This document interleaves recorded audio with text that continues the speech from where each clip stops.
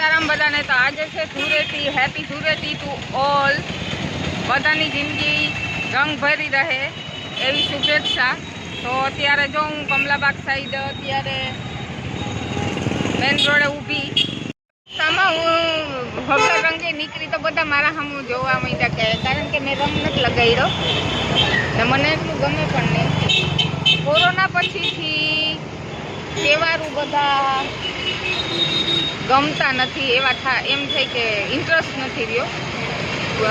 નકર તો 5-5 દિવસ આ બધા રંગે રમતા નાના છોકરાઓ મોટાઓ.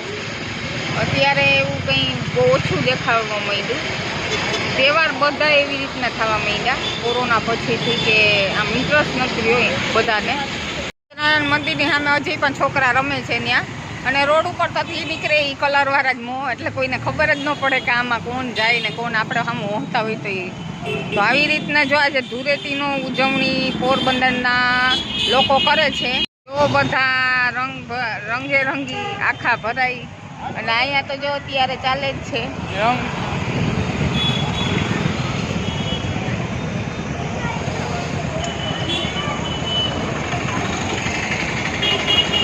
કમલાબાગની આગળ તો તમે જોઈ શકો છો કે ધૂળેટીનો કલર જે આ બધા ભરાઈને જ આવ્યા.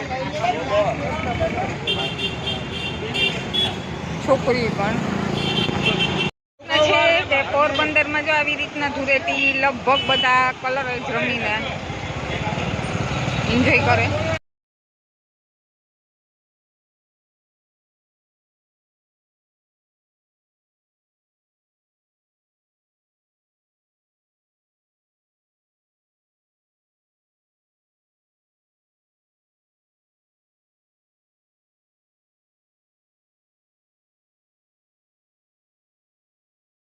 હું આવી કેફેમાં અત્યારે જો બારોબાર બધા બેસીને નાસ્તો કરે રમીને.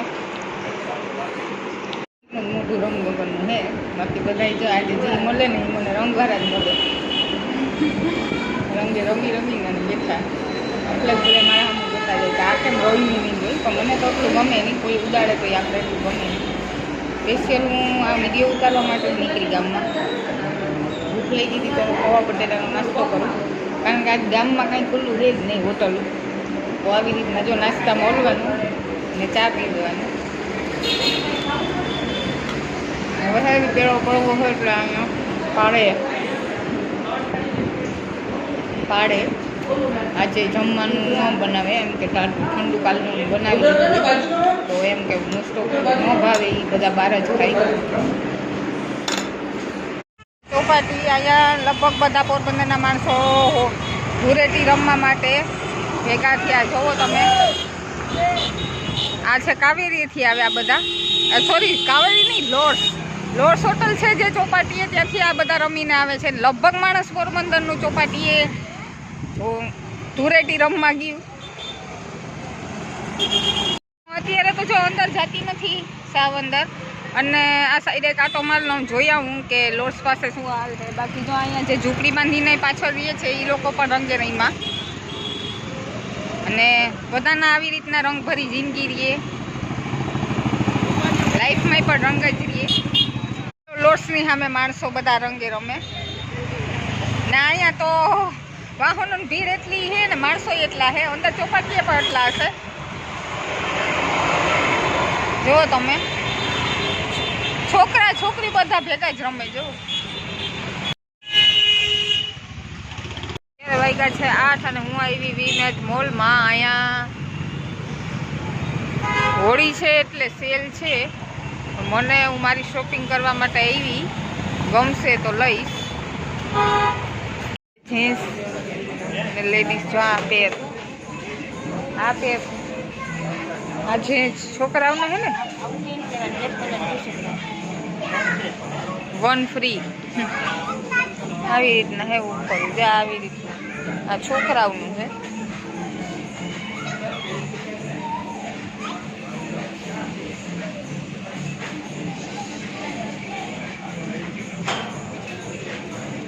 આ ગર્લ્સનું છે જો હા ને.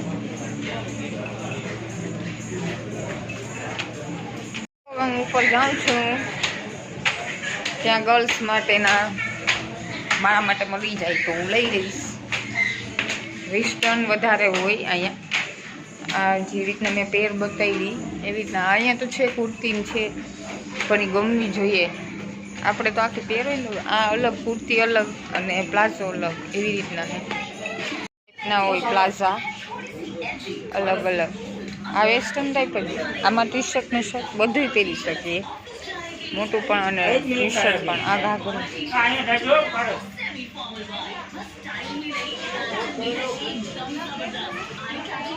પેટમાં તો મને એટલું ગમ્યું નહીં.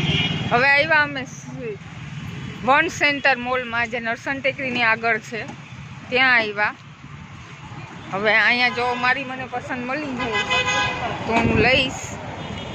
એટલે વેસ્ટર્ન ગમે પણ આખું હોય એ તો ગમે. આ તો અલગ અલગ જોડી કરવાની હતી તો થાતે મને એમાં મેળ જ નહોતો આવતો. તો વન સેન્ટરમાં હું પૂગી ગઈ.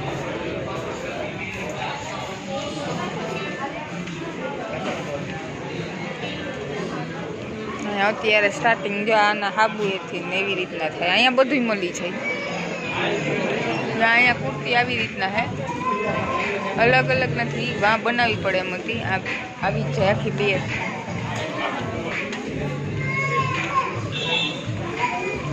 અહીંયા પણ સેલ છે. લેડીઝ ચંપલ. ચલો હવે હું ઉપર જાઉં, જોઉં કે મારા માટે જે પેર હોય સારી તો હું લઈશ. ટી શર્ટ ને એવું પણ લોંગ હોય ને તો હું પહેરું, અને લોંગ હોય. શોર્ટ મને એટલું પસંદ નથી. આ ટાઈપ જ છે. આવી રીતના ભાવ લગાડેલા હોય છોકરીઓના, ગર્લ્સના. બનાવવાના વેસ્ટર્ન તો બનાવવાના જ એમ. ટી શર્ટ અલગ હોય, પાટલું અલગ હોય, અલગ અલગ બધું.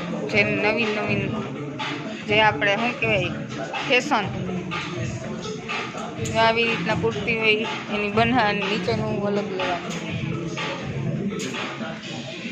એટલે ઢોસો ખાવા એવી હતી ને એ જ છે આ. તો આજે ફૂલ કરી દી હે વેટિંગમાં, એટલા તો બેઠા. આજ ધૂળેટી છે એટલે